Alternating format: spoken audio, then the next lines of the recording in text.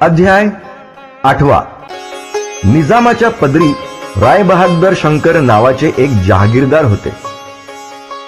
विपुल धनसंपत्तीमुळे सर्व प्रकारच्या सुखसुविधा त्यांच्या सदनी होत्या. मात्र पूर्वकर्माचे भोग म्हणून की काय, राव बहादरांना ब्रह्मसंबंधाची बाधा झाली होती. त्यांना अन्नपाणी गोड लागत नव्हते. चिंतेमुळे झोप येत नव्हती. भोगविलासात रस राहिला नव्हता आणि शरीर कृश होत चालले होते. स्वास्थ्य सुधारावे म्हणून शंकररावांनी दानधर्म केला, कित्येक अनुष्ठाने केली, ब्राह्मण संतपर्ण केली, पण कोणताही उपाय कामी येत नव्हता. शेवटी श्री दत्तात्रेयांची सेवा करावी म्हणून रायबहाद्दर श्री गाणगापुरात येऊन पोहोचले. व्याधी दूर व्हावी यासाठी शंकरराव स्वतः अनुष्ठानाला बसले.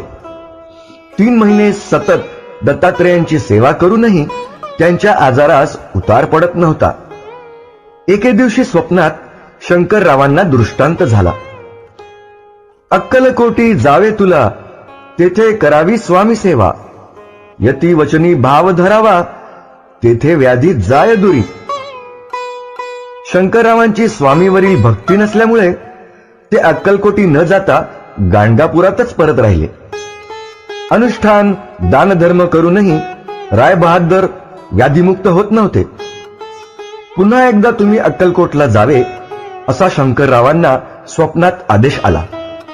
तेव्हा आपल्या प्रिय पत्नीसह शंकरराव अक्कलकोटला आले. स्वामीमय झालेल्या अक्कलकोट नगरीच्या दर्शनानं शंकरराव अचंबित झाले. लवकरात लवकर स्वामींची भेट व्हावी अशी रायबहाद्दरांना ओढ लागली. श्री स्वामी समर्थ.